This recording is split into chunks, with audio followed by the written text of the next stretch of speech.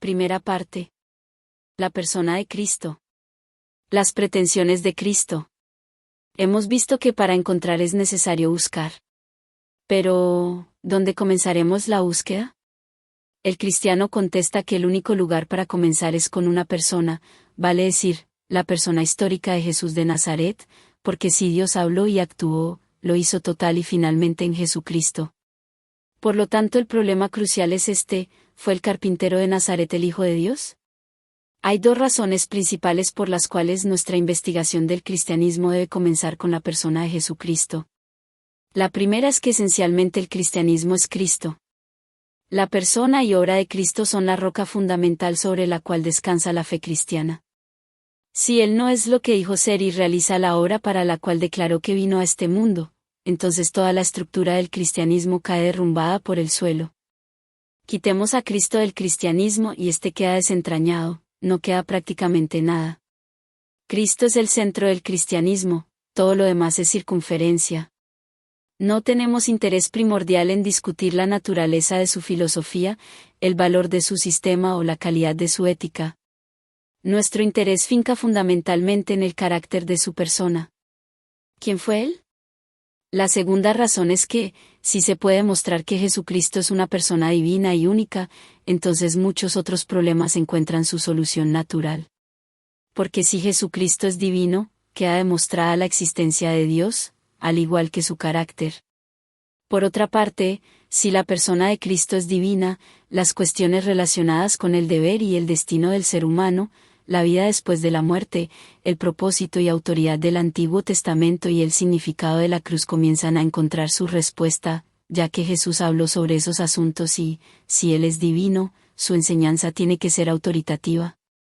Vemos, entonces, que la investigación debe comenzar precisamente con Jesucristo y que para estudiarlo tenemos que recurrir a los Evangelios. No es necesario que aceptemos en este momento que forman parte de las Escrituras inspiradas, bastará que los tratemos como documentos históricos. Lamentablemente en esta oportunidad no podemos considerar los problemas relacionados con su origen literario. Por el momento basta destacar que sus autores fueron hombres cristianos que, como cristianos, eran honestos, y que el contenido de los evangelios tiene toda la apariencia de ser objetivo y de estar constituido por impresiones de testigos oculares. Sin embargo, por ahora basta que los consideremos meramente como un registro circunstancial exacto de la vida y enseñanzas de Jesús. No basaremos nuestro argumento en unos pocos textos probatorios, oscuros y aislados. Concentraremos nuestra atención en lo que es general y claro. Nos proponemos deshilar las evidencias que demuestran que Jesús es el Hijo unigénito de Dios, y no hemos de estar satisfechos ni aun con un veredicto que declare en forma vaga su divinidad. Queremos establecer su deidad. Creemos que Él posee una relación con Dios, eterna y esencial que no posee ninguna otra persona. No consideramos a Cristo como Dios en un disfraz humano ni como un hombre con cualidades divinas. Creemos que Él es el Dios hombre. Estamos persuadidos que Jesús es una persona histórica que poseyó dos naturalezas, perfectas y distintas, la deidad y la humanidad, de un modo absoluto y único. Solamente así Él puede ser objeto de nuestra adoración y no solo de nuestra admiración. La evidencia es triple, y concierne a las pretensiones de Cristo, su carácter moral y su resurrección de entre los muertos. El presente capítulo y el que le sigue están dedicados a la consideración de estos asuntos. Ninguno de estos argumentos es concluyente, pero los tres convergen sin vacilaciones en el mismo foco. El primer testigo que llamaremos a dar cuenta es las propias pretensiones de Cristo. Fue el arzobispo anglicano William Temple quien escribió: se reconoce actualmente que el único Cristo de cuya existencia tenemos ciertas evidencias es una figura milagrosa que formula pretensiones estupendas. Es verdad que las pretensiones no constituyen una evidencia en sí mismas, pero es preciso admitir que son un fenómeno que demanda alguna clase de explicación. En obsequio a la claridad distinguiremos 4 clases diferentes de pretensiones. El carácter egocéntrico de su enseñanza. La característica más sobresaliente de la enseñanza de Jesús es que Él hablaba frecuentemente acerca de sí mismo. Es verdad que hablaba mucho acerca de la paternidad de Dios y el reino de Dios, pero luego añadía que Él era el Hijo del Padre y que había venido a inaugurar el reino. Según él, La entrada en el reino dependía de la actitud de los hombres frente a él. Y no vaciló en referirse al reino de Dios como mi reino. Este carácter egocéntrico de la enseñanza de Jesús de inmediato coloca a este en contraste con todos los otros grandes maestros del mundo.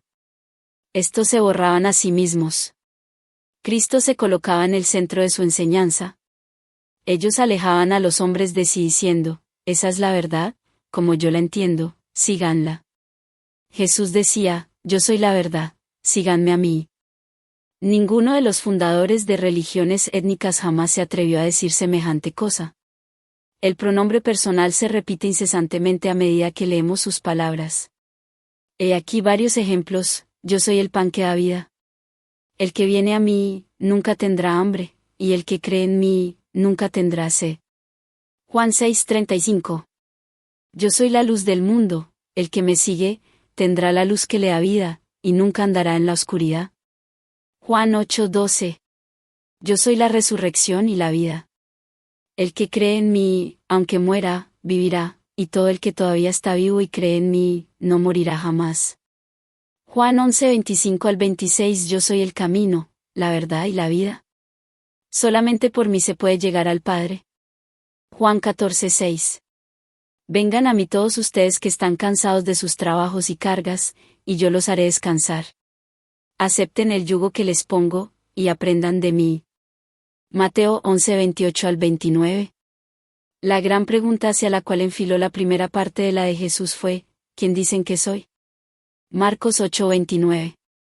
Afirmó que Abraham se había alegrado porque vio su día, Juan 8:6 que Moisés había escrito de él, Lucas 24:27, que las escrituras daban testimonio de él.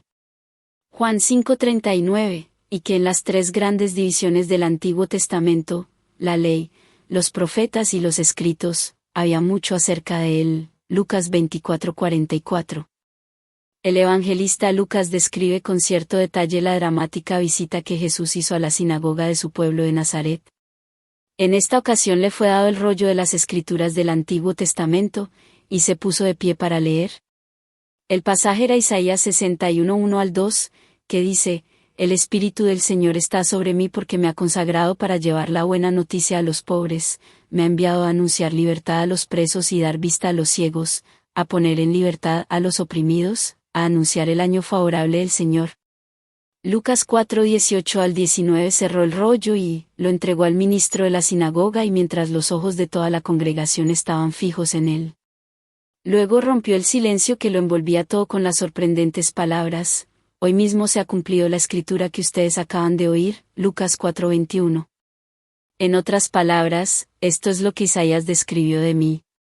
Tal opinión de sí mismo, no hemos de sorprendernos que Cristo llamara a los hombres hacia él. En realidad, no solamente, una invitación, pronunció una orden. Vengan a mí, dijo, y, síganme. A condición de que los hombres quisieran seguirlo, les prometía levantar la carga de los trabajados. Mateo 11:28-30, satisfacer a los hambrientos. Juan 6:35, y apagar la sed del alma desfalleciente. Juan 7:37. Además, sus seguidores debían obedecerle y confesar su nombre delante de los hombres. Sus discípulos llegaron a reconocer que Jesús tenía derecho a tales pretensiones totalitarias, y en sus cartas Pablo, Pedro, Santiago y Judas se deleitan en llamarse sus esclavos. Más todavía, él se ofreció a sus contemporáneos como el objeto de la fe y del amor del ser humano. El hombre debe creer en Dios, pero Jesús apeló a los hombres a que creyeran en él. Dijo, la única hora que Dios quiere es que crean en aquel que él ha enviado. Juan 6:29. El que cree en el Hijo, tiene vida eterna. Juan 3:36. Si creer en él es el primer deber del hombre, no creer en él es su pecado principal. Juan 8:24 y 16:8-9. Además, el primer y gran mandamiento es amar a Dios con todo el corazón, con toda el alma y con toda la mente. Sin embargo, Jesús exigió con toda audacia el amor supremo del ser humano y declaró que cualquiera que ame al Padre, a la Madre, al Hijo o a la hija más que a él, no será digno de él. Mateo 10:37. En efecto, Recurriendo al uso hebreo de los contrastes vívidos para establecer comparaciones, dijo: si alguno viene a mí, y no me ama más que a su padre, a su madre, a su esposa, a sus hijos, a sus hermanos y a sus hermanas, y aún más que a sí mismo, no puede ser mi discípulo. Lucas 14:26. Jesús estaba tan convencido de su propio lugar central en los propósitos de Dios que prometió enviar a alguien que tomara su lugar una vez que él hubiera regresado al cielo. Ese alguien es el Espíritu Santo. Su nombre favorito para este era Paracleto, Consolador. Es un término legal que denota al abogado, al consejero de la defensa. La obra del Espíritu Santo sería proseguir la causa de Jesús en el mundo. Él será mi testigo, Juan 15:26, dijo Jesús. Y otra vez, Él mostrará mi gloria, porque recibirá de lo que es mío y se lo dará a conocer a ustedes, Juan 16:14. Así que, tanto el testimonio del Espíritu Santo al mundo como su revelación a la Iglesia tendrían como objeto a Jesucristo. En otro fogonazo egocéntrico que lo deja a uno sin aliento, Jesús predijo: pero cuando yo sea levantado de la tierra, atraeré a todos a mí mismo, Juan 12:32. Él sabía que la cruz ejercería mucha atracción sobre los seres humanos. Pero al acercarlos no serían atraídos primariamente a Dios, ni a la Iglesia, ni a la verdad, ni a la justicia y rectitud, sino a Él. En realidad, serían atraídos aquellos solamente al ser atraídos a Él. El hecho más notable de toda esta enseñanza egocéntrica es que fue pronunciada por una persona que insistía en la humildad en los demás. Reprendió a sus discípulos porque buscaban su propio engrandecimiento y sus deseos de grandeza lo apesadumbraron. ¿No practicaba lo que enseñaba? Tomó a un niñito y lo colocó en medio de ellos como modelo. Tenía normas distintas para sí mismo. Sus pretensiones directas. Es evidente que Jesús creyó ser el Mesías de las expectativas del Antiguo Testamento y consideró que su ministerio era el cumplimiento de las predicciones de esa sección de las Sagradas Escrituras. Había venido para establecer el reino de Dios predicho por generaciones de profetas. Es muy significativo que la primera palabra que se registra de su ministerio público es cumplido, y su primera afirmación: ya se cumplió el plazo señalado, y el reino de Dios está cerca, Marcos 1:15. Adoptó el título Hijo del Hombre, título mesiánico derivado originalmente de una de las visiones del profeta Daniel. Increpado por el sumo sacerdote, aceptó la designación Hijo de Dios, Marcos 14:61 al 62, que era otro título mesiánico tomado de un modo especial del Salmo 2:7. También interpretó su misión a la luz del retrato del siervo sufriente del Señor, que aparece en la parte final del libro del profeta Isaías. La primera etapa de su instrucción a los 12 culminó en el incidente de Cesarea de Filipo, cuando Simón Pedro confesó su fe en Jesús como el Cristo. Otros podían suponer que Jesús era uno de los profetas, pero Simón llegó a reconocerle como el Mesías indicado por los profetas, Marcos 8:27 al 29. No era otra señal, sino la meta a la cual apuntaban las señales. Todo el ministerio de Jesús trasunta este colorido de cumplimiento.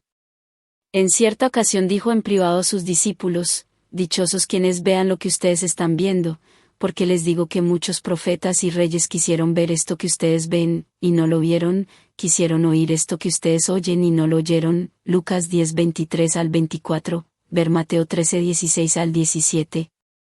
Pero las pretensiones directas de Cristo que ahora interesan no son precisamente las que se refieren a su mesiasgo sino a su deidad. Él pretende ser el Hijo de Dios por la relación eterna y única que mantiene con Dios no solamente en un sentido mesiánico. Daremos 3 ejemplos. En primer lugar está la asociación íntima con Dios como su Padre, de la cual hablaba constantemente. Aun siendo niño de 12 años de edad sorprendió a sus padres humanos por el celo insobornable que demostró por los asuntos de su Padre Celestial, Lucas 2:49. Y luego hizo aseveraciones como las siguientes: mi Padre siempre ha trabajado, y yo también trabajo. Juan 5:17 El Padre y yo somos uno solo. Juan 10:30 Yo estoy en el Padre, y el Padre está en mí. Juan 14:11 Es verdad que Jesús enseñó a los discípulos a dirigirse a Dios como Padre, pero la condición de Cristo como Hijo es tan distinta de la nuestra, que se vio obligado a distinguirlas. Para él, Dios es mi Padre, Mateo 18:10, 19, 35, Mateo 7:21, 20 al 23, 26:53. Por eso dijo a María de Magdala: vaya a reunirme con el que es mi Padre y Padre de ustedes, mi Dios y Dios de ustedes, Juan 20:17. No le hubiera sido posible decirle: vaya a reunirme con nuestro Padre. Estos pasajes están tomados del Evangelio de Juan, pero Jesús reclama esta misma relación única con Dios en Mateo 11:27, donde dice: mi Padre me ha entregado todas las cosas. Nadie conoce realmente al Hijo, sino el Padre, y nadie conoce realmente al Padre, sino el Hijo y aquellos a quienes el Hijo quiera darlo a conocer. La indignación que Jesús provocó entre los judíos es una comprobación de que Jesús efectivamente pretendió tener esta relación íntima con Dios. Se ha hecho pasar por Hijo de Dios, dijeron, Juan 19:7. Tan íntima era la identificación con Dios, que le resultaba natural equiparar la actitud del hombre hacia él y hacia Dios. De allí sus afirmaciones: conocerlo a él era conocerlo a Dios, verlo a él era ver a Dios, creer en él era creer en Dios, recibirlo a él era recibir a Dios, odiarlo a él era odiar a Dios, honrarlo a él era honrar a Dios. Pasemos ahora, de la consideración de la pretensión general de Cristo en cuanto a su íntima relación con Dios, a dos ejemplos de sus pretensiones más particulares y directas. La primera ocurre al final del capítulo 8 del Evangelio de Juan. En su controversia con los judíos, Jesús dijo: les aseguro que quien hace caso de mi palabra, no morirá. Pero esto resultó demasiado para sus críticos. Abraham y todos los profetas murieron, le contestaron: ¿o acaso eres tú más que nuestro padre Abraham? ¿Quién te has creído que eres? Abraham, el antepasado de ustedes, se alegró porque iba a ver mi día, replicó Jesús. Los judíos se quedaron más perplejos aún. Todavía no tienes 50 años, ¿y dices que has visto a Abraham?, le dijeron. Entonces Jesús les contestó con una de las pretensiones más punzantes que jamás hiciera antes: les aseguro que yo existo desde antes que existiera Abraham, Juan 8:58. Entonces tomaron piedras para arrojarle. La ley de Moisés ordenaba matar a pedradas al blasfemo, y a primera vista uno se pregunta qué fue lo que ellos interpretaron como una blasfemia en las palabras de Jesús. Por cierto que estaba por medio su pretensión de haber vivido antes que Abraham. Esto lo dijo varias veces. Él había bajado del cielo, enviado por el Padre. Pero esa pretensión era tolerablemente inocente. Debemos observar con más cuidado. Notemos que el Señor no dijo: yo existía antes que existiera Abraham, sino: yo existo, literalmente, yo soy. Era, por lo tanto, la pretensión de haber existido eternamente antes que Abraham. Pero ni aun esto es todo. En ese yo soy hay algo más que una pretensión de eternidad, hay una pretensión de deidad. Yo soy es el nombre divino con que Jehová se reveló a Moisés desde la zarza ardiente. Yo soy el que soy. Y dirás a los israelitas: yo soy me ha enviado a ustedes, Éxodo 3:14. Este es el título que Jesús toma para sí con toda tranquilidad. Fue por eso que los judíos tomaron piedras para vengar tal blasfemia. El segundo ejemplo de una directa pretensión de deidad tuvo lugar después de la resurrección, si es que por el momento podemos dar por sentado que esta efectivamente ocurrió. Juan narra que el domingo siguiente al domingo de resurrección, el incrédulo Tomás se encontraba con los otros discípulos en el aposento alto de Jerusalén, cuando Jesús apareció. Este invitó a Tomás a que palpara sus heridas, y Tomás, sobrecogido de admiración, exclamó: mi Señor y mi Dios, Juan 20:28. Jesús aceptó esa designación, censuró a Tomás a causa de su incredulidad, pero no por haberle adorado. Sus pretensiones indirectas. La pretensión de deidad que el Señor hizo indirectamente fue tan rotunda como la que hizo directamente. Las implicaciones de su ministerio son testimonios tan elocuentes con respecto a su persona, como las declaraciones que formuló. En muchas ocasiones, ejerció funciones que corresponden solamente a Dios. A manera de ilustración, basta mencionar 4 de ellas. En primer lugar, asumió la prerrogativa de perdonar pecados. En 2 ocasiones distintas perdonó a pecadores. La primera vez varios amigos le trajeron un paralítico, tendido en una camilla, y lo bajaron a través del techo de la casa. Jesús vio que la necesidad básica de ese hombre que era espiritual, y sorprendió a la concurrencia diciendo al paralítico: hijo mío, tus pecados quedan perdonados. Marcos 2:5, la segunda declaración de perdón la hizo una mujer de vida airada. Jesús estaba sentado a la mesa en casa de un fariseo cuando entró una mujer desconocida, se colocó detrás de Jesús, que estaba sentado a la mesa, lavó sus pies con lágrimas y los secó con sus cabellos. Luego los besó y los ungió con ungüento. Jesús le dijo, «Tus pecados te son perdonados», Lucas 7:48. En las dos ocasiones los presentes fruncieron el ceño y preguntaron, ¿quién es este hombre? ¿Qué blasfemia es esta? ¿Quién puede perdonar pecados, sino solo Dios? Las preguntas estaban bien formuladas. Nosotros podemos perdonar las ofensas e injurias que se nos infieren, pero solamente Dios puede perdonar los pecados que se cometen contra Él. La segunda pretensión indirecta de Cristo fue la de otorgar vida. Se describió a sí mismo como el pan que da vida, Juan 6:35, la vida, Juan 14:6, y la resurrección y la vida, Juan 11:25. Ejemplificó la dependencia de sus discípulos de Él, con la sustancia que surge de la vida y pasa a las ramas, Juan 15:4-5. A la mujer samaritana le ofreció agua viva, Juan 4:10, y al joven rico le prometió vida eterna, siempre que se resolvieran a seguirlo, Marcos 10:17-21.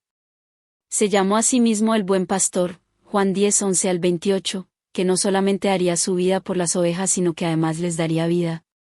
Declaró que Dios le había dado autoridad sobre todo ser humano para que diera vida a todos los que Dios le había dado, Juan 17:2, y dijo que el Hijo da vida a quienes quiere dársela, Juan 5:21. Esta pretensión era tan clara que los discípulos la comprendieron sin dificultad. ¿Fue lo que hizo imposible que ellos se separaran de él? Simón Pedro le dijo, «Señor, ¿a quién podemos ir? Tus palabras son palabras de vida eterna», Juan 6:68. La vida es un enigma. Ya sea física o espiritual, su naturaleza es tan desconcertante como su origen. No podemos definir lo que es ni de dónde viene. Lo único que podemos hacer es llamarla un don divino. Es este el don que Jesús pretendió otorgar.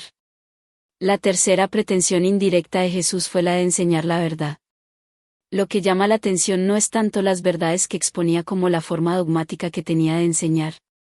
Sus contemporáneos quedaron impresionados por su sabiduría. ¿Dónde aprendió este hombre tantas cosas? ¿De dónde ha sacado esa sabiduría? ¿No es este el carpintero? Marcos 6:2-3, ¿cómo sabe este tantas cosas, sin haber estudiado? Juan 7:15 Pero lo que los impresionó aún más fue su autoridad, jamás ningún hombre ha hablado así. Juan 7:46. Y la gente se admiraba de cómo les enseñaba, porque hablaba con plena autoridad. Lucas 4:32 Cuando Jesús terminó de hablar, toda la gente estaba admirada de cómo les enseñaba, porque lo hacía con plena autoridad y no como sus maestros de la ley.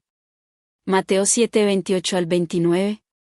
Si su autoridad no era como la de los escribas, tampoco era como la de los profetas. Los escribas nunca enseñaban sin citar a sus autoridades. Los profetas hablaban con la autoridad de Jehová. Pero Jesús pretendía tener autoridad propia. Su fórmula no era, así dice el Señor, sino, en verdad les digo. Es cierto que dijo que la doctrina no era suya, sino del Padre que lo envió.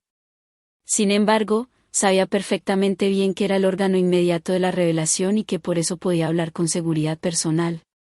Nunca titubeó ni se disculpó. No tuvo necesidad de contradecir, corregirse o modificar lo que había dicho. Habló las inequívocas palabras de Dios, Juan 7:16-18, Juan 3:34. Predijo el futuro con absoluta convicción. Sentó normas morales terminantes tales como, amen a sus enemigos, Mateo 5:44, no se preocupen por el día de mañana, Mateo 6:34, no juzguen a otros, para que Dios no los juzgue a ustedes, Mateo 7:1. Prometió cosas de cuyo cumplimiento no albergó la menor duda, pidan, y Dios les dará, Mateo 7:7. Afirmó que sus palabras eran tan eternas como la ley y que nunca dejarían de cumplirse, Marcos 13:31. Advirtió a sus oyentes que su destino dependía de las respuestas que dieran a sus palabras, Mateo 7:24-27, Juan 12:48, así como el destino de Israel dependió de la respuesta que dio a la palabra de Jehová, La cuarta pretensión indirecta de Cristo fue la de juzgar al mundo. Esta es, probablemente, la más fantástica de todas sus declaraciones. Varias de sus parábolas dejan entrever que volverá al fin del mundo y que el día de las cuentas finales será postergado hasta que Él regrese. Él mismo resucitará a los muertos y todas las naciones se presentarán delante de Él, Juan 5:22 y Juan 5:28 al 29. Él se sentará en el trono de gloria y todo el juicio le será entregado por su Padre. Entonces separará a los hombres uno de los otros como el pastor separa las ovejas de las cabras. Algunos serán invitados a venir y heredar el reino preparado para ellos desde la fundación del mundo. Otros oirán las terribles palabras: apártense de mí, los que merecieron la condenación, váyanse al fuego eterno preparado para el diablo y sus ángeles. Mateo 25:41. No solo será Jesús el juez, sino que el criterio del juicio dependerá de la actitud que los hombres guardan hacia sus hermanos que son sus seguidores, o de cómo responden a su palabra. Juan 12:47 al 48. Aquellos que lo han reconocido a Él delante de los hombres, Él los reconocerá delante de su Padre. Aquellos que le negaren, Él también los negará. Mateo 10:32 al 33. En efecto, para que uno sea excluido del cielo el último día será suficiente que Jesús diga: nunca te conocí. Mateo 7:23. Es difícil exagerar la magnitud de esta pretensión. Imaginemos que un predicador del Evangelio dijera hoy a su congregación: escuchen con atención lo que vaya a decirles, porque de ello depende su destino eterno. Yo volveré al final del mundo para juzgarles y su destino quedará definido de acuerdo al modo que me hayan obedecido. Semejante predicador no podría escapar a la acción de la policía o de algún psiquiatra. Sus pretensiones dramatizadas. Nos queda por considerar los milagros de Cristo que debemos describir como la dramatización de sus pretensiones. Este no es el lugar para analizar a fondo la posibilidad y el propósito de los milagros. Basta indicar que el valor de los milagros estriba menos en su carácter sobrenatural que en su significado espiritual, son señales a la vez que maravillas. Nunca fueron realizados con un fin egoísta, sensacional o carente de sentido. No tienen el propósito de alardear ni de exigir sometimiento. Más que demostraciones de poder son ilustraciones de autoridad moral. Son, en realidad, parábolas actuadas de Jesús. Exhiben visiblemente sus pretensiones. Sus obras dramatizan sus palabras. El apóstol Juan vio claramente esta verdad. Construyó su evangelio alrededor de 6 o 7 señales, seleccionadas, ver Juan 20:30 al 31, y las asoció con las grandes declaraciones de Cristo que comienzan con las palabras yo soy. La primera señal que aparece en este evangelio es la de la transformación de agua en vino en una boda que tuvo lugar en Caná de Galilea. En sí no es un milagro muy edificante. Su significado aparece debajo de la superficie de lo que se ve. Juan dice que allí había 6 tinadas de piedra, para el agua que usan los judíos en sus ceremonias de purificación, Juan 2:6. Esta es la clave que estamos buscando. El agua representa la antigua religión, como el pozo de Jacob en el capítulo 4, llena de asociaciones con el Antiguo Testamento. El vino representaba la religión de Jesús. Así como Cristo cambió el agua en vino, el Evangelio superaría la ley. La señal alentó la pretensión de que Cristo era competente para inaugurar el nuevo orden. Él era el Mesías. Así se lo diría muy pronto a la mujer samaritana: ese soy yo, Juan 4:26. La ocasión en que el Señor alimentó a las 5,000 personas ilustra, de igual modo, su pretensión de satisfacer el hambre del corazón humano. Yo soy el pan que da vida, dijo. Juan 6:35. Un poco más tarde abrió los ojos de un hombre que había nacido ciego, habiendo dicho previamente: yo soy la luz del mundo. Juan 8:12. Si él pudo restaurar la vista a los ciegos, ¿también podía abrir los ojos de los hombres para que vieran y conocieran a Dios? Finalmente, trajo de nuevo a la vida a uno que había estado muerto 4 días, y exclamó: yo soy la resurrección y la vida. Juan 11:25. Había resucitado al muerto. Era una señal. La vida del cuerpo simboliza la vida del alma. Cristo podía ser la vida del creyente antes de la muerte y sería la resurrección del creyente después de la muerte. Todos estos milagros son parábolas, ya que los seres humanos están hambrientos y muertos espiritualmente, y solamente Cristo puede satisfacer su hambre, restaurar su vista y levantarlos a una nueva vida. Conclusión. ¿No es posible eliminar estas pretensiones de la enseñanza del carpintero de Nazaret? No se puede decir que fueron invenciones de los evangelistas o exageraciones inconscientes. Se hallan distribuidas profusa y equitativamente en los distintos evangelios y en las fuentes de los evangelios, y el retrato de este maestro resulta demasiado consistente y demasiado equilibrado como para haber sido creado por la imaginación. Las pretensiones están allí. Por sí solas no constituyen la evidencia de la deidad. Las pretensiones podrían ser falsas. Pero hay que encontrarles alguna explicación.